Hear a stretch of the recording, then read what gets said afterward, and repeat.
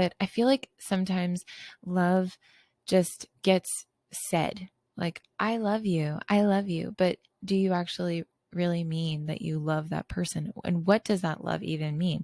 Because I feel like there's so many different forms of love out there. What kind of love are you talking about? So that's what we're going to be talking about today. What does love mean to you? But what does love really mean? And we're going to be talking about the 3 different types of love today. But before we get into that, first, I want to welcome you. My name is Dawn Bowers, author and CEO of Mommy Scribbles Publishing. And I teach spirit-led women how to share their testimony in a way that doesn't feel awkward or weird. And so first, though, I want to, before we get into the meat and potatoes of what we're going to be talking about today, I want to invite you to a free masterclass called Believers to Storytellers. There's a story, and it's your testimony in you that only you can tell. So I want to invite you to this free masterclass, okay? And I want to show you how you can share your story in a powerfully effective way. Sign up. The link is going to be down below. Believers to Storytellers. I can't wait to see you. It's going to be live and it's going to be awesome, and woohoo, it's going to be great. Okay.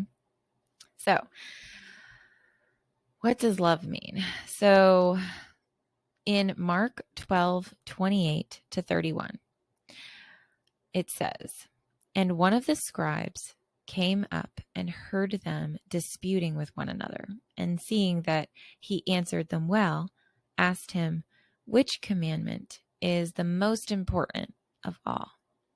Jesus answered, 'The most important is, Hear, O Israel, the Lord our God, the Lord is one. And you shall love the Lord your God with all your heart, and with all your soul, and with all your mind, and with all your strength. The second is this: you shall love your neighbor as yourself. There is no other greater commandment than these." Out of all the commandments that God gave us, and all the rules and regulations, and sometimes it feels like we just can't do it perfectly, which we can't, because we're all, we all fall short of the glory of God. But out of all of the commandments that he gives us, Jesus says that the greatest commandment is love. So what does that even mean, though?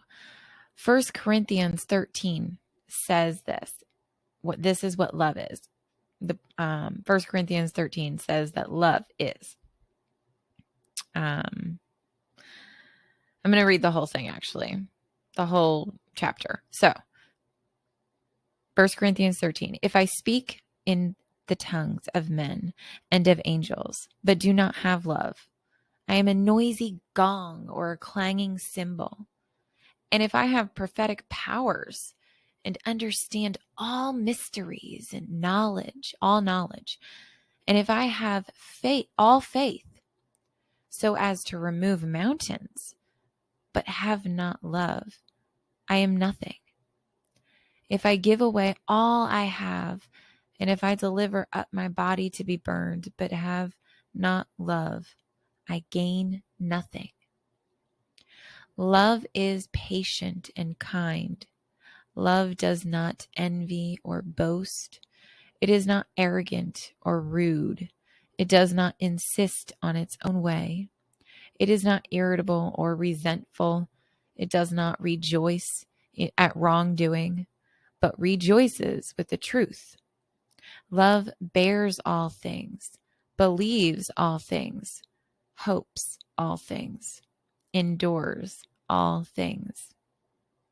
Love never ends. As for prophecies, they will pass away. As for tongues, they will cease. As for knowledge, it will pass away. For we know in part, and we prophesy in part. But when the perfect comes, the partial will pass away. When I was a child, I spoke like a child. I thought like a child. I reasoned like a child. When I became a man, I gave up childish ways. For now we see in a mirror dimly, but then face to face. Now I know in part, then I shall know fully, even as I have been known fully. So now faith, hope, and love abide. These three are the greatest. Oh, these three. Okay, so let me do that again. Verse 13. So now faith, hope, and love abide. These three. But the greatest of these is love. Again, it's going back to that. The greatest commandment is love. Out of everything, God is, not God, but love is greater than all of the everything. Without love, there is nothing. There can be nothing. So there are three types of love that we're going to talk about today. There is eros, philos, and agape. Agape. Okay. So eros is commonly used in Greek, usually in the New Testament.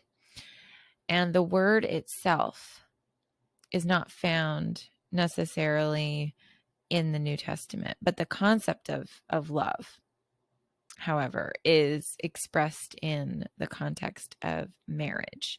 And it's found and affirmed in the New Testament in 1 Corinthians 7:5 and Hebrews 13:4. Eros is physical love, sexual love, what happens in marriage. It's physical. Philos is warm affection or friendship.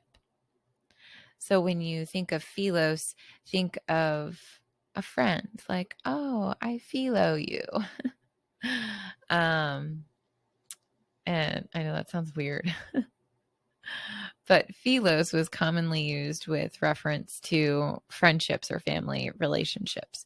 For example, it was used in Matthew 10:37 to indicate love for father and mother or son and daughter. Philos. So agape love, that's the third kind of love. Agape love is unconditional love of God. God agapes us. So no matter what happens, he will always love us. Agape in the New Testament is the highest form of love. But outside of the New Testament, the word is really used. Prior to New Testament, agape did not carry any special significance or like as a higher kind of love. But in the New Testament understanding of it is God's nature, because God is love. Hold on, let me get it real quick. Let's see. I have it. It's one of my memory verses that I love to do. And it's Acts 20:20. Oh, no, not Acts 20. Hold on. 1 John 4:16. And we have known and believed the love that God has for us. God is love, and he who abides in love abides in God, and God in him. So without love, there is nothing. That's because God is love. And sometimes people have a really hard time seeing love in the Bible. Like, they're like, where is this love that you talk about? Especially a lot of unbelievers. They're like, how can God be so loving if he allows all these terrible things to happen, or he does all these terrible things? Like, especially in the Old Testament, there's a lot of bad things that happen in the Old Testament. And I think that's why a lot of people say don't start in the New Testament when you first become a believer, because if you start in the New Testament, you're not going to like what you see because there's a lot of just terrible, terrible things in the Old Testament. But if you're having a hard time finding the love in the Bible, in the Old Testament, look for God in there and try to approach the Bible like a story. And as you read it like a story, like when you're reading a book, you pick up a book and you're like, you start from the beginning to the end. Think of it like that. Just try reading it like that. There's so many different ways to read the Bible, but if you're having a hard time finding the love in the Bible, try approaching it like a story. And instead of looking for like yourself, like how this can be applied to you, because that's how a lot of people do. Like, I know for myself, that's, for a long time, that's what I've done is, I look for myself, because the Bible is living and active and sharper than a two-edged sword. And so, I'm looking at the Bible and I'm like, okay, well, how can I apply this to my daily life? How can I, apply this to me? But that's very me centric. But the Bible is not about me. It's about God's love for us. It's about God and his love for us. And so, when we look at the Bible and we approach it like a story, and we try to find God instead of finding ourselves in there, you will find the love. You will find love. So I ask you today, what does love mean to you? I hope you guys have an awesome day today. And I hope this blesses you. And just remember, keep knocking, keep asking, keep seeking, keep praying, keep finding, and keep scribbling.